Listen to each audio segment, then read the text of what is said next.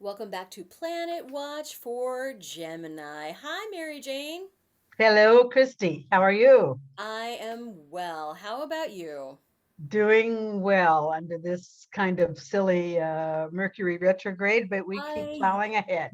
I stepped in a huge pile of Mercury retrograde, and it's sticking to my boots. Yep, yep. It's really happening. Anybody that says it's not is silly. Oh my gosh, and this seems to be kind of a like in your face one. Am I right? I mean, is that Well, accurate? yes, it is. And it becomes important as we get into Gemini. It will become more important to us because Gemini is the sign that's ruled, the energy that's ruled by Mercury. And Yeah. so we're going to have to look at this guy like all month long and we get it right. No, that's the way that goes. So yeah, it has been kind of silly. And then this we're recording here on the whatever it is, the 16th of Yeah. May, and we just got out of this lunar eclipse that sort of threw everyone into havoc as well, which was a pretty interesting one. Not technically, not very, but visually was pretty gorgeous, I guess. I didn't see it, but a No, lot it's of the people. middle of the night. I wanted to stay up, but I just couldn't. No, not really. They time these things so ridiculously. So yeah, I had been hearing quite a bit about this lunar eclipse. Can you give a little perspective on why that's important? Well, first of all, every lunar eclipse, of course, is the new moon. This is a Yeah. time, the launching pad for all kinds of new Right. energy. Now, when the sun, what happens technically is already pretty interesting because it's the Earth that's casting its shadow on the moon. Huh? We've got the sun behind us. Mm-hmm. Earth is in the middle and is totally blocking our vision of the moon. So what's happening is that we people, humans, animals, all kinds of things are in sandwich with these two immense energies that are always pulling and tugging each other. So in the middle of a lunar eclipse, it can be a bit confusing. It's as though you don't know really which way you should be going, you want to go. Mm-hmm. And the best thing I've seen is just to wait a day before until a day after and let the whole thing go away.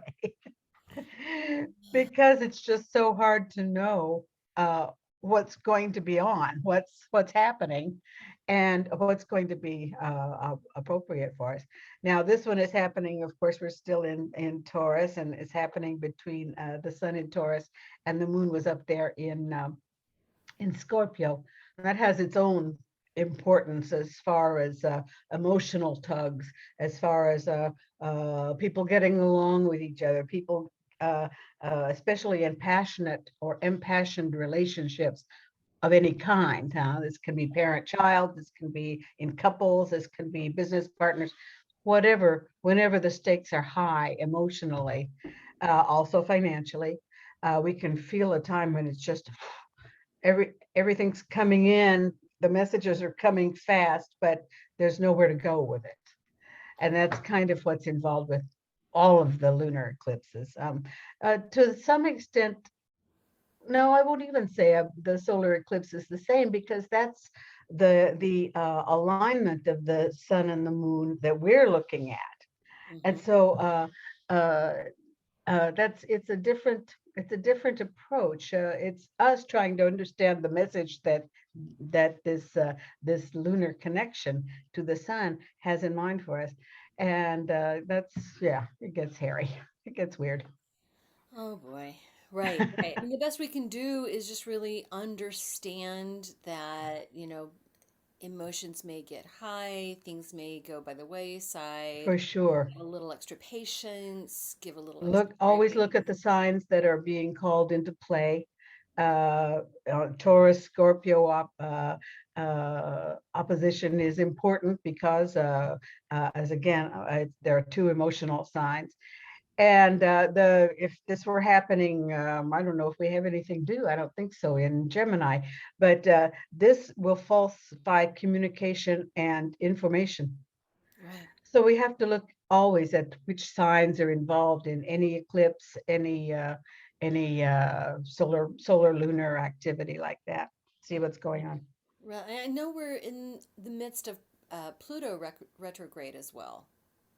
Yes, yes. Pluto's coming direct, though. Let's see. No, he won't come direct. He's going to go retrograde very soon, and we'll stay retrograde, of course, the whole time that the sun is going opposite the sign of Capricorn. So well into the end of the summer, into the fall, is when we'll finally see Pluto coming direct. That's his.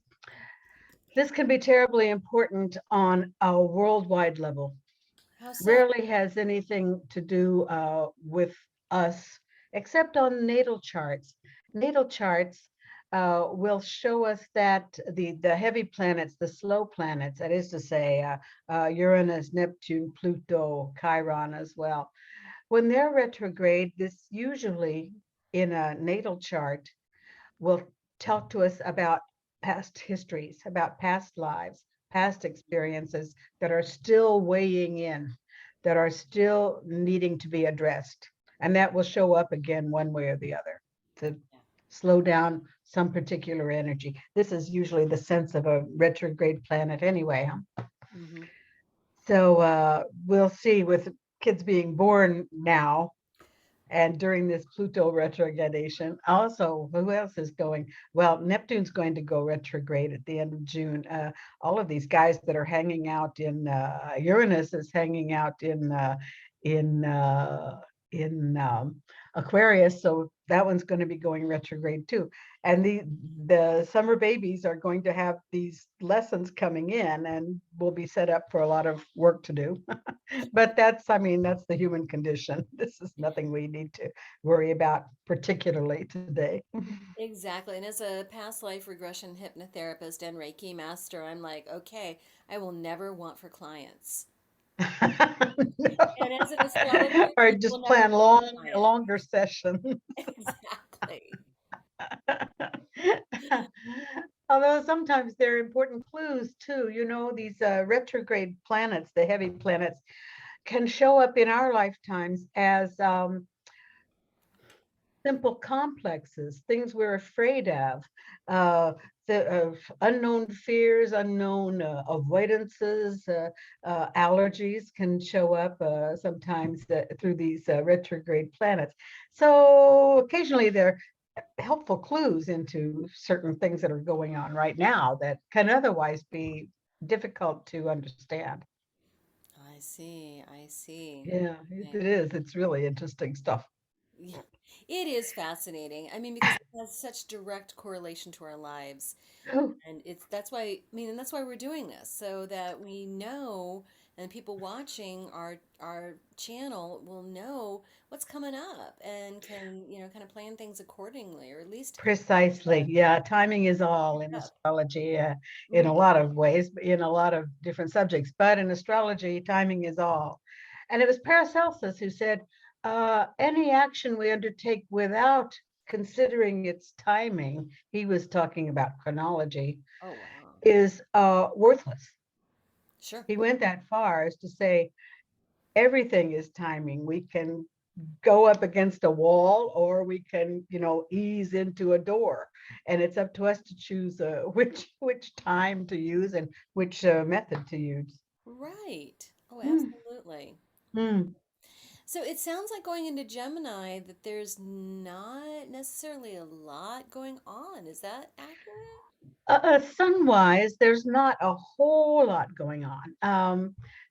Because all the planets, as I said, are still grouped around the winter signs and just the early spring signs. So we've got a really heavy lot of planets in one quarter of the sky, but they're not available to make aspects with each other. So the uh, Topotalian aspects, anyway, the important aspects that we use in No, astrology. what is that?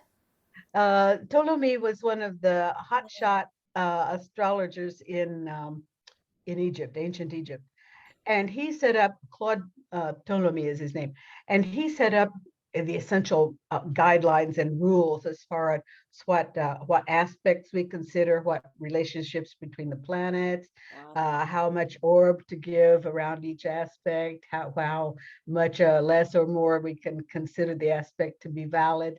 A lot of the game rules Right. were set up by Claude Ptolemy many years ago. I'm no longer responsible. So, but anyway, he's kind of saying what we can look at and what's not important to look at. And right now, it's true, the sun, especially in its movements, aren't doing anything particularly hot. But this is not to say that there's nothing going on. Oh, goodness. We just talked about the Mercury retrograde that's still in going full steam ahead, or full steam backward, I should say, until the 3rd of June, at which time, so we're starting this month rather slowly, in fact, but the 3rd of June already, Mercury will be coming direct, and at that time is making a square to a Saturn. So it's kind of a sloppy day. That 1, 2, 3 June is kind of a sloppy day to be out traveling, let's say, or out. You want to check your emails, check your messages. This is a time when Mercury is finally saying, "Oh, here's that missing message I didn't get all these 2 weeks ago." All of a sudden your inbox gets filled up, and this is fine. Mercury, and you've missed a lot of appointments, and this kind of thing that finally show up on the 3rd of June. Gosh. Oh my gosh. Doing some helpful things with Neptune and with Pluto. So it's an excellent time to be, for all you students to be studying getting involved in summer school or studying for your exams. This is when, if you still got exams in front of you, this is when you can finally say, "I'm ready," and you are ready. Excellent. With this in mind, too, I've talked about summer school rather offhand, but it's an excellent time to be getting started in some new projects. This is when you can finally look into doing those travel plans and lining up something more or less regular as far as schooling, as far as taking on a new job, this kind of stuff. Excellent interview time at the same time. Good to know. Good to know. I'm The a little other, bit nervous. You know what? I'm a hmm, little bit nervous about what you said, the 1st to 3rd of June, because yeah, we I have know. this event coming up. Well, no kidding. I'm a little bit nervous about it myself, So we've got to but I'm thinking, double check the location, double check the time, make sure our clocks are synchronized. yes, exactly, exactly, that we have proper directions to get where we need to go. Yes, that your PowerPoints and all your telephones and everything are working well. Exactly. So let me put in a quick plug. Quick plug. Sure, June go right 1st ahead. through 3rd, Mary Jane and I are involved in the Great Gossamer Exhibition of 2022. It was supposed to be the Great Gossamer Exhibition of 2020, but we all know what happened. And here we are now at this exhibition in 2022. This is a blowout exhibition on the University of Central Missouri Warrensburg campus. It is an exhibition of art meets spirituality meets science. And it is Enormous. going to be fascinating. I know. The scope is enormous. The exhibition is June 1st through July 8th, but there's this 3-day opening that we're going to be involved in June 1st, 2nd, and 3rd. Mary Jane and I are both going to be giving keynote addresses at this Yeah, opening. I know, exciting. There's going to be really, music, there's going to be speeches, poetry, and art. It's going to be fun. everything we need to get plugged in and see Absolutely. how artists are getting plugged in. That was one of the key things, where artists are coming from and where they're getting their ideas, where they're getting their stimulation. And so, yeah, it's going to be very exciting. Right. Absolutely. I think it's going to be exciting. So, anyway, Yeah, we'd love to see you there. back to our discussion of Gemini and things that are coming up. Right. Um, The second major movement, I'm talking about some important, really overriding movements that are setting the stage for a lot of other things that are coming up. Saturn, our friend Saturn, I talked about the heavy planets that are going into retrograde. Well, it's Saturn's turn, who will be going retrograde on the 4th of June until mid-October. And during that whole time, he's going to be doing a square, that is to say, a rather conflictual, like this, aspect to Neptune. Now, these Saturn-Neptune exchanges are extremely important on a in the sense of placing ourselves in what we're wanting to do, important on a spiritual level as well, because Saturn says this is the way things are supposed to be, you know, Right. very locked down and serious, and Neptune is all over the place. So Saturn, when it goes retrograde, is, especially to Neptune, is going to throw us into a period of looking at our possibilities, the Yeah. realization of our dreams. These are the key words with Saturn and Neptune. Now, as Saturn is retrograde, he's saying it's not time. You just can't do what you want to right now in a square like this, in a conflictual attitude. So the other, maybe better part will come at the end of June, when Neptune is going retrograde as well. Now, Yeah. when we have both of these planets retrograde, it's as though we're tossed back in time. It's like traveling, time traveling backward into our some of our most basic uh, directions and desires that we've had through our lives. Where did my dreams? It's an interesting time to be thinking, where did my path go off? Where did my dreams collide? Where did things start slowing down for me? Interesting to go back and have a look. We can use it that way too. Don't get too Absolutely. frustrated. You know? It's a kind of a, it's kind of a sad time, and it's a difficult time to say this is what I want and this is what I can imagine. But it's a very interesting time to go back and back and back and back. Sometimes this gets pretty. It'll be interesting in your regressions to see what's going on during that period. That's a good point. Wow. And Neptune will be retrograde until the beginning of December. So you're going to be spending all fall helping people get get back, get back and maybe recheck the points in their lives when their paths started going like this, you know, and see why, see why. Anyway, those are some major, really major movements that are coming up for these next few months, in fact. There are a couple, now the sun is not totally inactive in here, and there are a few things going on that I found particularly interesting. On the 24th of May, for instance, Hmm. the sun is going to be making a very, very nice, fertile sextile aspect, 60-degree aspect to wonderful Mars-Jupiter conjunction. The moon is there as well. Mm-hmm. Now, this is a, and the all of these planets are very good for, I would say, for medical interventions, for instance, Right. beginning therapies, Mm-hmm. things of that nature. Now, the Mars and Jupiter are also making a rather uncomfortable aspect to Uranus and to the black moon. So at the same time, you want to be careful about electrical appliances, about what can we say? Mars, Uranus is pretty excitable, Mm-hmm. and you won't want to be entering into any contract negotiations that are going to be fruitless, actually, under this particular sky.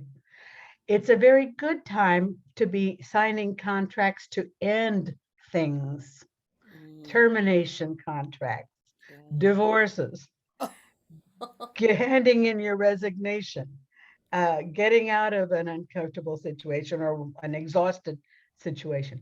Very good day, very good week, actually, to be accomplishing that kind of thing. So there's again a good time and a bad time for all of our favorite activities. On the 1st of June, the sun is making a sesquisquare, that is to say, a 135-degree aspect to this same Saturn, and a square, again, a square to Neptune. So what goes on here? The moon is making a square to Neptune and a very nice aspect to Saturn. So it's an ambiguous time. The moon is telling us, yes, we can do anything. Our projects are nailed down, they're airtight, everything's perfect, except that this square to Neptune is just not seeing clear at all. So I'm putting this down as a rather ambiguous time to be undertaking any kind of huge project or making any serious promises, or and also be very careful about what you want and what you're buying. If you're out shopping, put anything just in layaway until such time as you can think it over. Don't pay everything yet, Right. because you might want to get again out of any serious contracts really fast. We're not usually seeing very clear as the moon is square to Neptune. Another day I thought was kind of strange was the 17th of June, when the sun is going to be square to Neptune and at the same time making a nice uh, cool aspect actually to this same Saturn retrograde. So yes, we're lining things up pretty well, but the visions we have are heavily covered by a nostalgia. And it's not a time really to be inviting newness, freshness into your projects, into your thinking, into your vision of things. It might be a nice time to be catching up with old friends, more or less. Mm-hmm. Although don't be afraid with the square to Neptune, don't be afraid if you don't see the same qualities you saw 30 years ago.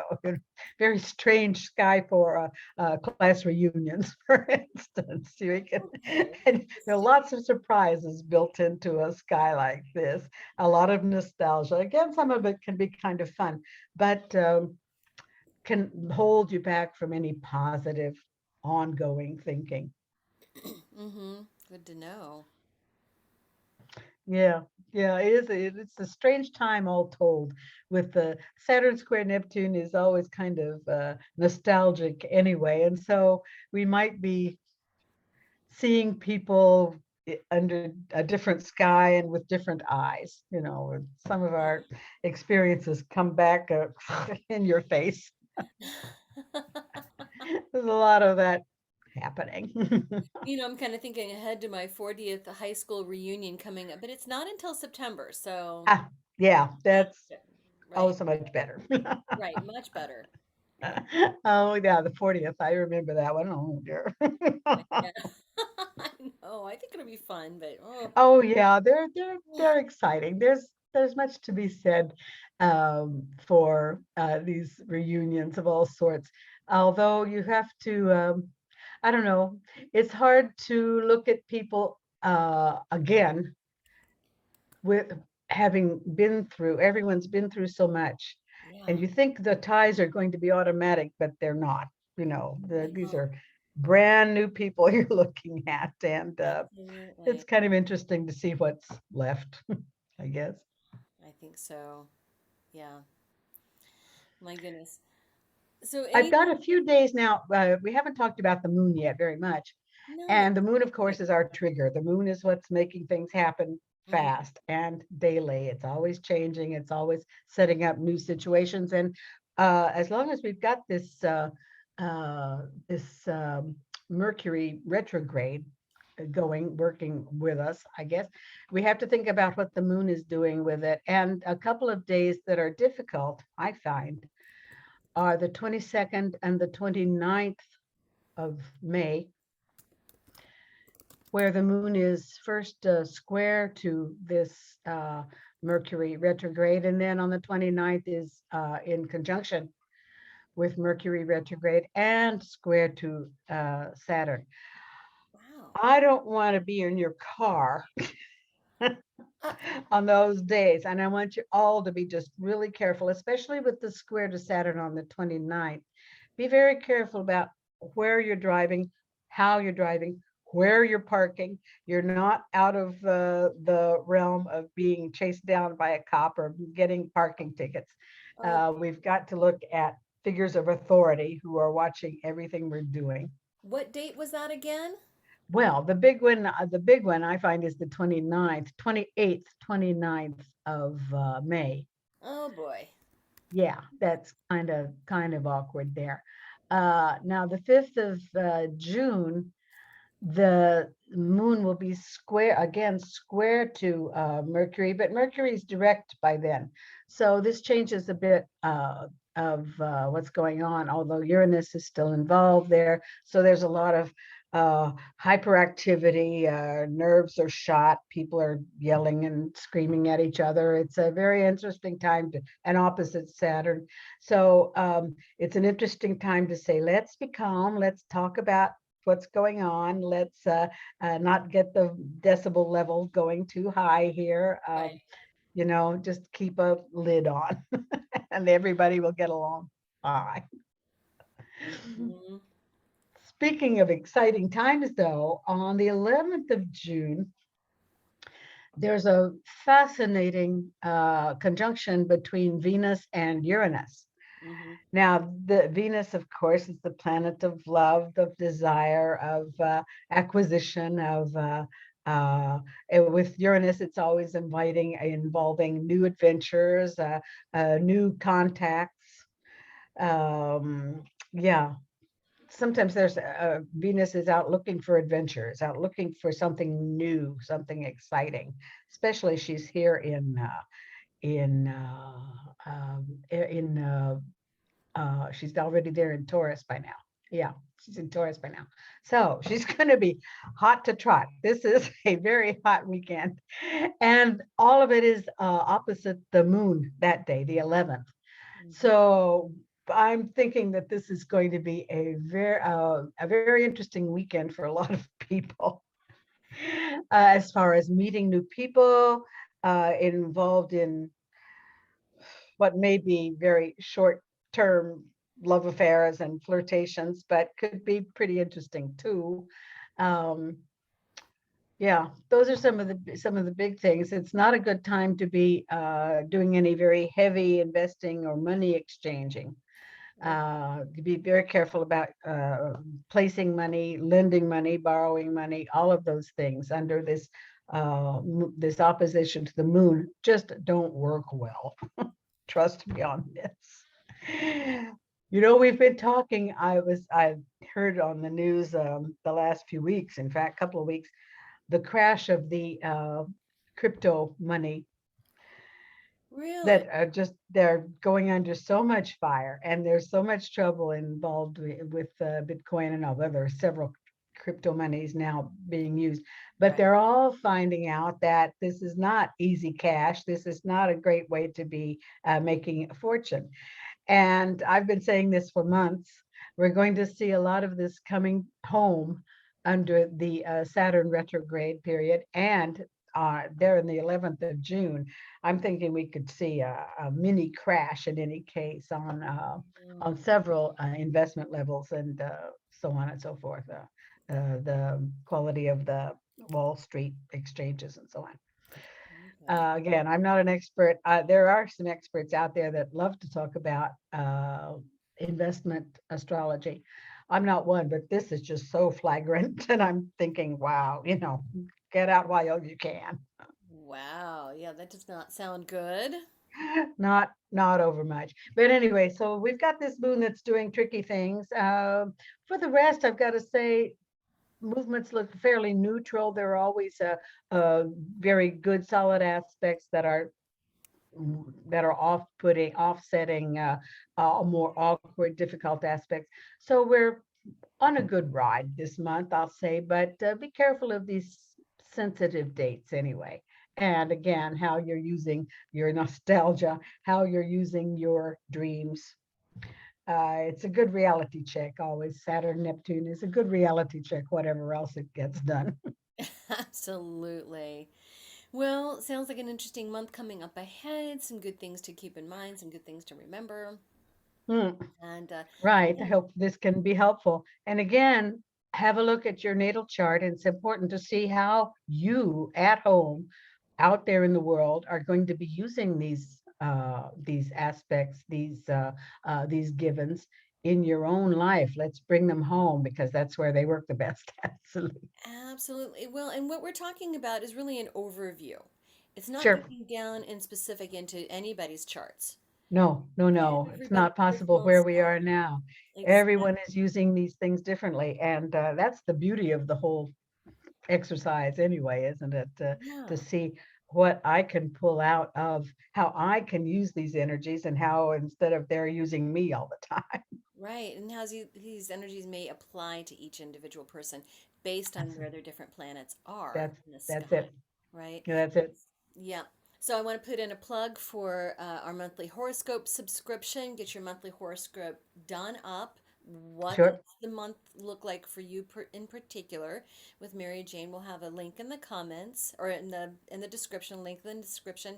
And then I also want to put in another plug for June 1st through 3rd, the Great Gossamer Exhibition of 2020 in Warrensburg, Missouri, at the University of Central Missouri. And then there's also June 9th, if you're in the Kansas City area, we're going to be at Yoga Patch. First time ever that all of the Radiate practitioners are together in the same town at once. Mary Jane's coming in from Switzerland, of course, and Kathy and I will I'm so be there. excited to see all of you there. My gosh, that's gonna be great. I just can't wait. I can't wait. You know what? I'll put a link to that in the description as well. Yeah, And yeah, I guess we'll see everybody again in Cancer. right, right. Be then.